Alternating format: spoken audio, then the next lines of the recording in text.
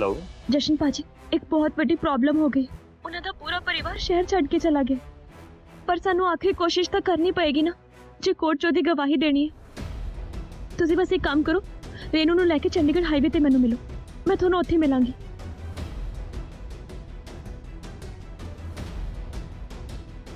Driver, गाड़ी please थोड़ी तेज चलाओ, साडा कोर्ट पहुंचना बहुत जरूरी है। थोड़ा तेज चलो भाई।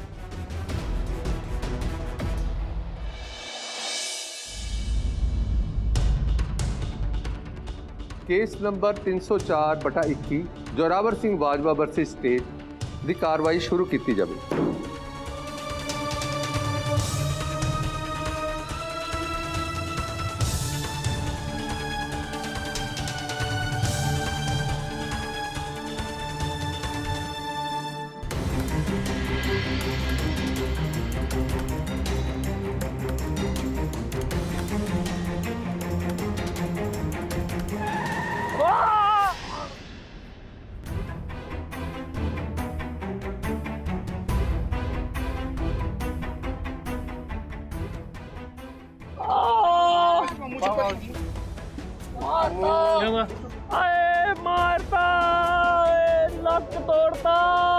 भाजी देख के चलाओ, उधर तो बंदा ठोकता।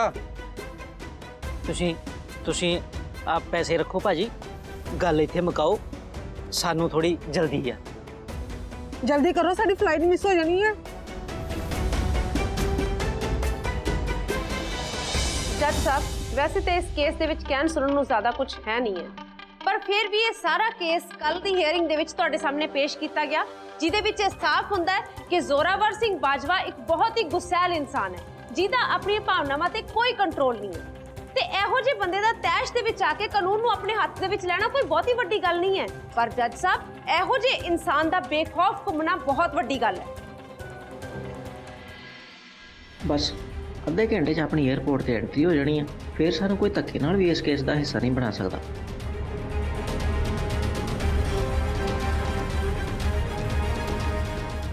थोड़ा तेज चलाओ, साडी फ्लाइट ना मिस हो जाए। सो मैं अदालत नूं गुजारिश करदी हां कि जोरावर सिंह बाजवा नूं इस केस दे विच बनदी सज़ा दित्ती जावे। डिफेंस लॉयर कुछ कहना चाहोगे?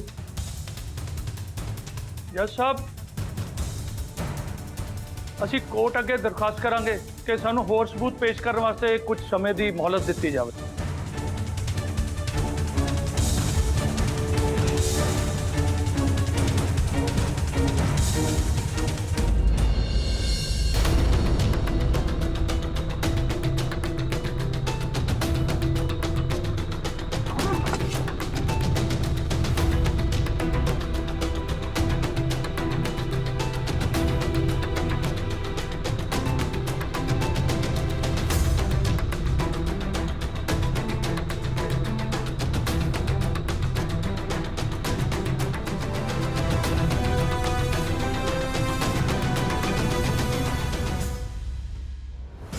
स्नेहा, तू इत्थे बैठ, मैं आई।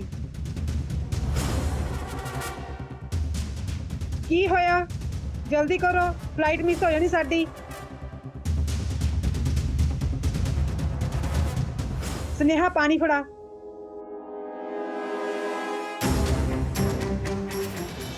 कोर्ट डिफेंस नू ऑलरेडी काफी समय दे चुका है, पर 3 हीयरिंग के दौरान भी डिफेंस कोई भी ऐसा ठोस सबूत या गवाह नहीं पेश कर सकी जिसनों देख के लगे कि जोरावर सिंह बाजवा बेकसूर है।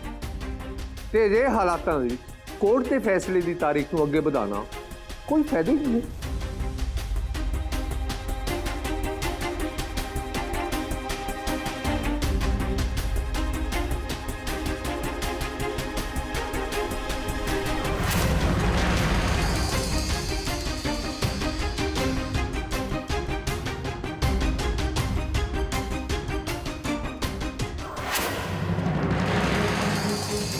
ए कुड़ी, बाहर आ, नीचे आ। तू कौन है? बाहर आ। सारे सबूतां ते गवाहां दे बयानां दे खास तौर ते जोरावर सिंह बाजवा दे भरा दे बयान ते कोर्ट दे विच जिहड़े सबूत दिते ने उन्हां दे मद्देनज़र ये साफ हो जाती है गल कि जोरावर सिंह बाजवा ने गुस्से विच आके यशपाल दा कतल करता।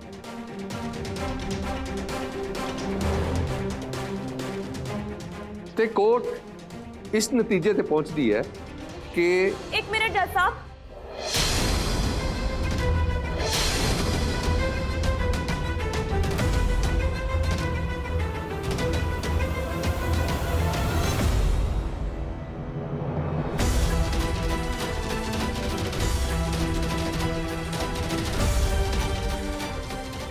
जज साहब, मैं ਤੁਹਾਡੇ ਸਾਹਮਣੇ ਇੱਕ ਗਵਾਹ ਪੇਸ਼ ਕਰਨਾ ਚਾਹੁੰਦੀ ਹਾਂ ਜੋ ਸ਼ਾਇਦ ਤੁਹਾਡਾ ਫੈਸਲਾ ਬਦਲ ਸਕਦਾ ਹੈ।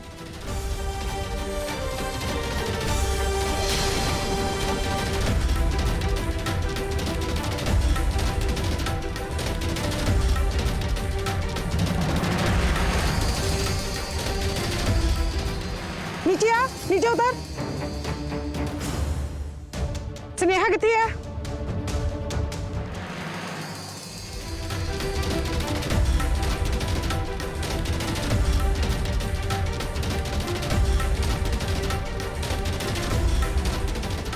स्नेहा कितनी है?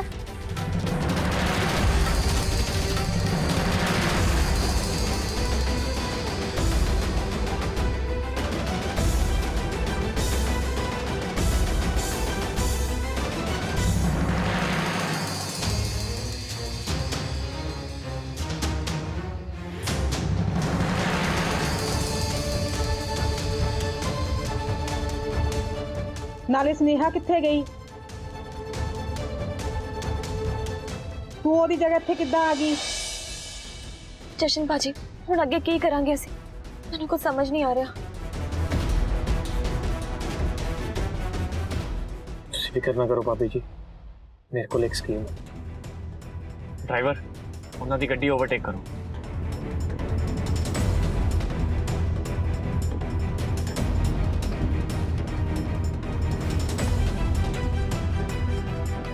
ड्राइवर, ਇੱਥੇ ਗੱਡੀ ਰੋਕ।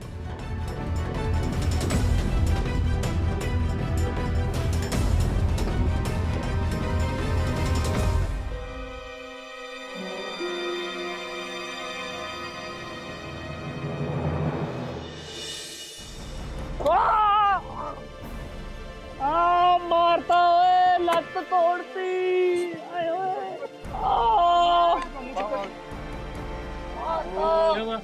आए मारता, लत तोड़ता। आए ओए, आए गरीब बंदा मारता।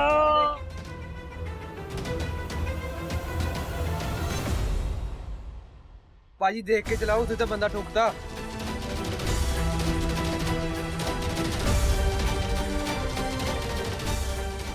ਭਾਜੀ ਗਰੀਬ ਬੰਦੇ ਨੂੰ ਕੁਝ ਸਮਝਦੇ ਹੀ ਨਹੀਂ ਤੁਸੀਂ। ਆਏ ਓਏ,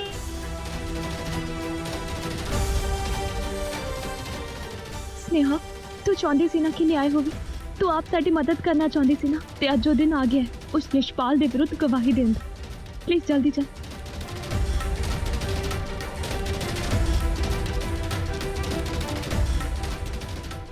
आ मारता।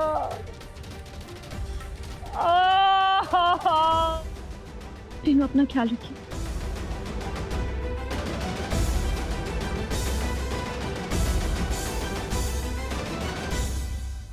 स्नेहा किथे है? स्नेहा उत्थे ही है जिथे ਉਹਨੂੰ ਹੋਣਾ ਚਾਹੀਦਾ ਹੈ। ਉਹ ਕੋਰਟ ਵਿੱਚ ਯਸ਼ਪਾਲ ਦੇ ਵਿਰੁੱਧ ਗਵਾਹੀ ਦੇਣ ਗਈ ਹੈ। ਤੁਸੀਂ ਜੋ ਵੀ ਕਹਿਣਾ ਹੈ ਕੱਟ ਘਰੇ ਜਾ ਕੇ ਕਹੋ।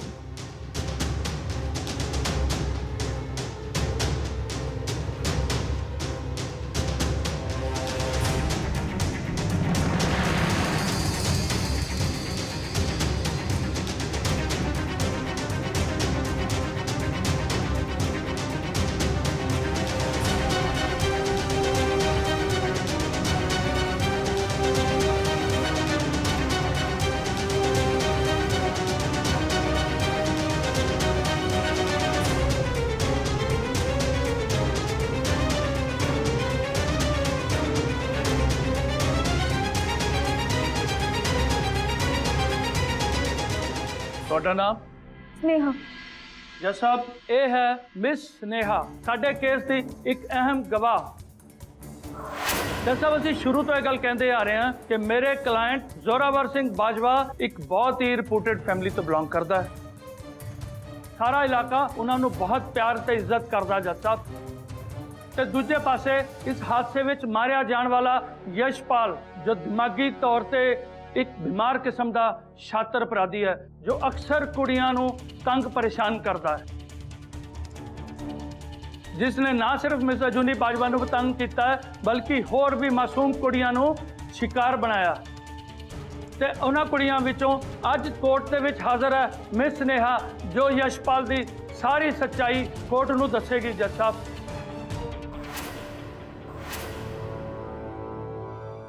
ਸਨੇਹਾ ਜੀ, ਸਭ ਤੋਂ ਪਹਿਲਾਂ ਤਾਂ ਮੈਂ ਤੁਹਾਨੂੰ ਮੁਬਾਰਕ ਦੇਣਾ ਚਾਹਾਂਗਾ ਕਿ ਤੁਸੀਂ ਹਿੰਮਤ ਕਰਕੇ ਅੱਜ ਕੋਰਟ ਦੇ ਵਿੱਚ ਆਪਣੀ ਸਟੇਟਮੈਂਟ ਦੇਣ ਵਾਸਤੇ ਆਏ। ਸਾਡੇ ਦੇਸ਼ ਦੇ ਵਿੱਚ ਲੜਕੀਆਂ ਮੋਲਸਟੇਸ਼ਨ ਤੋਂ ਡਰਦੀਆਂ ਆਪਣਾ ਕੇਸ ਦਰਜ ਨਹੀਂ ਕਰਾਉਂਦੀਆਂ ਤੇ ਵਿਕਟਮ ਨੂੰ ਇਨਸਾਫ ਦੀ ਗੱਲ ਤਾਂ ਬਹੁਤ ਦੂਰ ਦੀ ਹੈ, ਉਸ ਦੀ ਤਾਂ ਰਿਪੋਰਟ ਵੀ ਦਰਜ ਨਹੀਂ ਹੁੰਦੀ। ਸਨੇਹਾ ਜੀ, ਮੈਂ ਚਾਹੁੰਦਾ ਕਿ ਤੁਸੀਂ ਕੋਰਟ ਨੂੰ ਸ਼ੁਰੂ ਤੋਂ ਲੈ ਕੇ ਐਂਡ ਤੱਕ ਜੋ ਕੁਝ ਤੁਹਾਡੇ ਨਾਲ ਵਾਪਰਿਆ ਉਹ ਅੱਜ ਕੋਰਟ ਨੂੰ ਦੱਸੋ।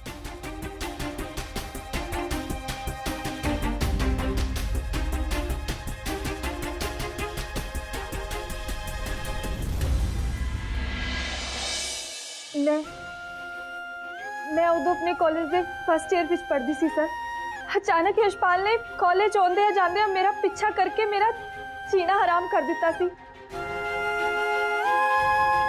मैं जिथे भी जाती सी बेखौफ होके उत्थे पुज जांदा सी।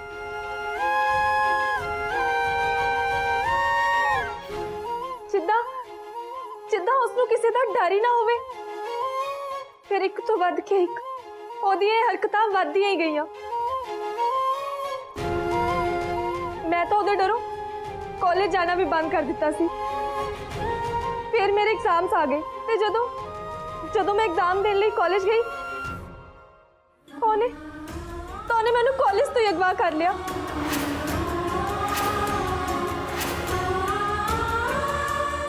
ਤੇ ਫਿਰ ਉਹਨੇ ਮੇਰੇ ਨਾਲ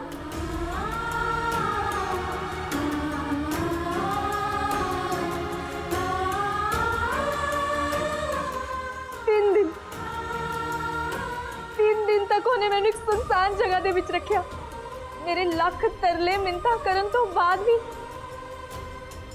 उन्हें मेरे ते तरस नहीं किया।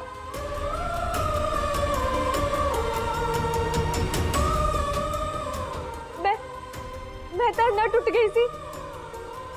मेरा तो मरन नूं दिल करदा सी। ते ऐदा दा गुनाह सी ਜਿਹੜਾ ਹੋਇਆ ਤਾਂ ਮੇਰੇ ਵਿਰੁੱਧ ਸੀ, ਪਰ ਸਾਡੀ ਇਹ ਸੁਸਾਇਟੀ, ਇਹ ਸਮਾਜ, ਇੱਥੇ ਜੇ ਕਿਸੇ ਨੂੰ ਗੁਨਹਗਾਰ ਹੋਣ ਦਾ ਅਹਿਸਾਸ ਕਰਾਇਆ ਗਿਆ ਉਹ ਸੀ ਮੈਂ। ਉਸ ਹਾਦਸੇ ਤੋਂ ਬਾਅਦ ਮੈਂ ਅੱਜ ਤੱਕ ਚੈਨ ਨਾਲ ਸੌ ਕੇ ਨਹੀਂ ਵੇਖਿਆ। ਮੈਂ ਤਾਂ ਇਸ ਦਰਦ ਨੂੰ ਬਹੁਤ ਲੁਕਾਉਣ ਦੀ ਕੋਸ਼ਿਸ਼ ਕੀਤੀ, ਪਰ ਇਹ ਦੁੱਖ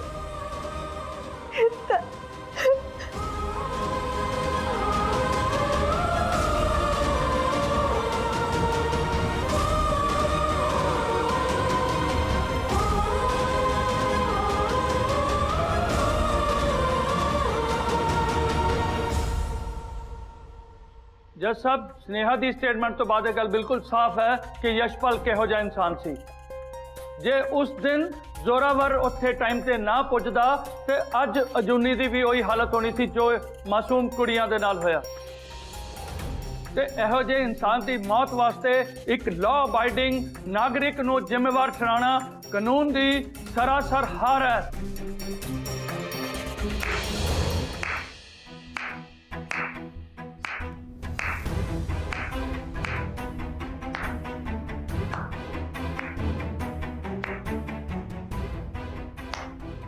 स्पीच तो तुसी काफ़ी वधिया दे लेने हो भाटिया साहब, पर यही स्पीच किसी इलैक्शन कैंपेन च दित्ती हुंदी ना तो शायद अपने दोस्त की तरह मिनिस्टर बन गए हुंदे। पर एक कोर्ट है ते इत्थे मुद्दे दी ते प्रैक्टिकल गल हुंदी है। जज साहब, वैसे तो इस केस दे विच कहण सुनण नूं बहुत कुछ है नहीं, पर इस गवाह दे रिगार्डिंग प्रोसीक्यूशन ने कोर्ट नूं पहलां कोई इन्फॉर्मेशन नहीं दित्ती। ਤੇ ਜੇ ਹੁਣ ਸਨੇਹਾ ਜੀ ਇਸ ਕੋਰਟ ਦੇ ਵਿੱਚ ਆਈ ਗਏ ਨੇ ਤਾਂ ਮੈਂ ਉਹਨਾਂ ਨੂੰ ਕੁਝ ਸਵਾਲ ਪੁੱਛਣ ਦੀ ਇਜਾਜ਼ਤ ਚਾਹਾਂਗੀ। ਤੁਸੀਂ ਜੋ ਵੀ ਕੁਝ ਪੁੱਛਣਾ ਚਾਹੁੰਦੇ ਹੋ ਪੁੱਛ ਸਕਦੇ ਹੋ। Cross examination is permitted. Thank you ਜੱਜ ਸਾਹਿਬ। ਹਾਂ ਤਾਂ ਸਨੇਹਾ ਜੀ, ਤੁਸੀਂ ਕੋਰਟ ਨੂੰ ਦੱਸੋਗੇ ਕਿ ਜਿਹੜੀ ਘਟਨਾ ਦਾ ਤੁਸੀਂ ਹੁਣੇ-ਹੁਣੇ ਜ਼ਿਕਰ ਕੀਤਾ ਉਹ ਕਿੰਨੀ ਕੁ ਪੁਰਾਣੀ ਹੋਏਗੀ? ਆਲਮੋਸਟ 2.5 ਸਾਲ। ਆਲਮੋਸਟ 2.5 ਸਾਲ ਪੁਰਾਣੀ। ਤੇ ਤੁਸੀਂ ਉਹਦੀ ਕਦੇ ਕੋਈ ਰਿਪੋਰਟ ਨਹੀਂ ਲਿਖਵਾਈ? ਤੁਸੀਂ ਯਸ਼ਪਾਲ ਦੇ ਖਿਲਾਫ ਕਦੇ ਕੋਈ ਕੇਸ ਦਰਜ ਨਹੀਂ ਕਰਵਾਇਆ? ਉਹਨੇ ਤੁਹਾਡੀ ਇੱਜ਼ਤ ਨੂੰ ਹੱਥ ਪਾਇਆ ਤਾਂ ਤੁਸੀਂ ਚੁੱਪ ਰਹੇ? ਨਹੀਂ ਜੀ, ਲਿਖਾਈ ਸੀ ਰਿਪੋਰਟ।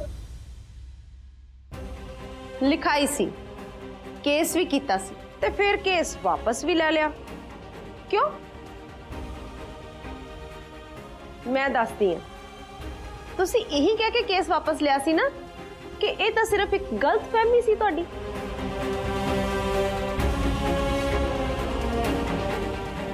ऑब्जेक्शन जज साहब। Objection overruled.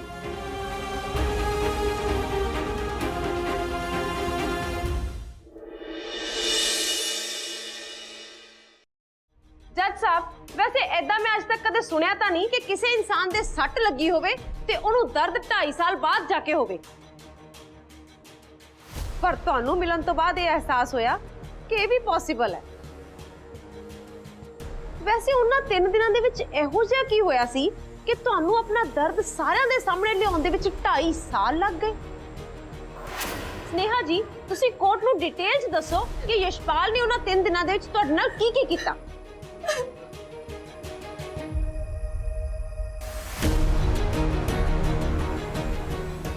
ਤੁਸੀਂ ਬੋਲ ਕਿਉਂ ਨਹੀਂ ਰਹੇ? ਕੁਝ ਤਾਂ ਬੋਲੋ। ਬੋਲੋਗੇ ਤਾਂ ਪਤਾ ਲੱਗੇਗਾ ਨਾ ਕਿ ਯਸ਼ਪਾਲ ਨੇ ਤੁਹਾਡੇ ਨਾਲ ਕੀ ਬੁਰਾ ਕੀਤਾ। ਡਿਟੇਲ ਵਿੱਚ ਦੱਸ ਕਿਉਂ ਨਹੀਂ ਰਹੇ ਕੋਰਟ ਨੂੰ? ਕੋਰਟ ਸੁਣਨਾ ਚਾਹੁੰਦੀ ਹੈ।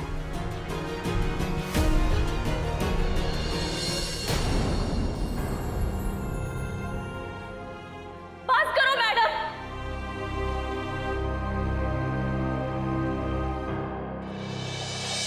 ਤੁਸੀਂ ਆਪ ਇੱਕ ਔਰਤ ਹੋ ਤੇ ਇੱਕ ਔਰਤ ਹੋ ਕੇ ਤੁਸੀਂ ਦੂਜੀ ਔਰਤ ਦਾ ਦਰਦ ਨਹੀਂ ਸਮਝ ਰਹੇ।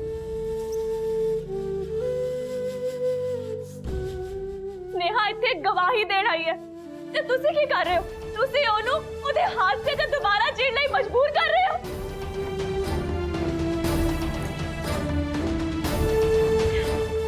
ਮੈਨੂੰ ਮਾਫ ਕਰ ਦੇ ਸਨੇਹਾ,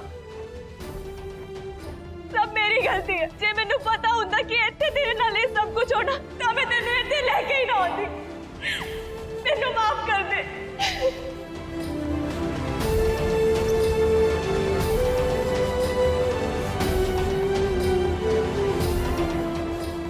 ऑर्डर ऑर्डर।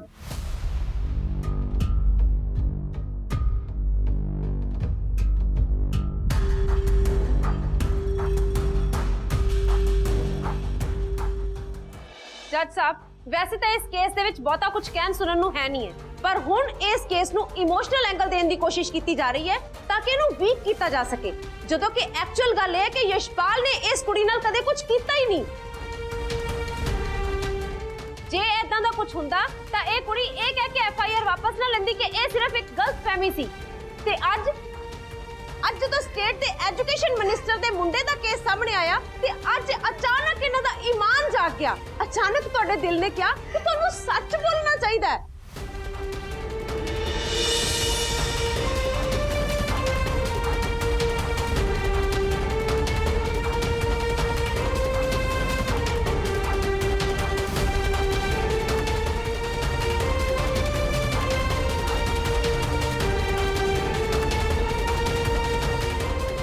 हेलो, एडवोकेट पाटिया ने ਤੁਹਾਨੂੰ ਕਾਲ ਕਰਨ ਨੂੰ ਕਿਹਾ ਸੀ। ਜੋ ਉਹਨਾਂ ਨੇ ਕਿਹਾ ਸੀ ਉਹ ਹੋ ਗਿਆ। ਉਹ ਬਹੁਤ ਜ਼ਰੂਰੀ ਹੈ।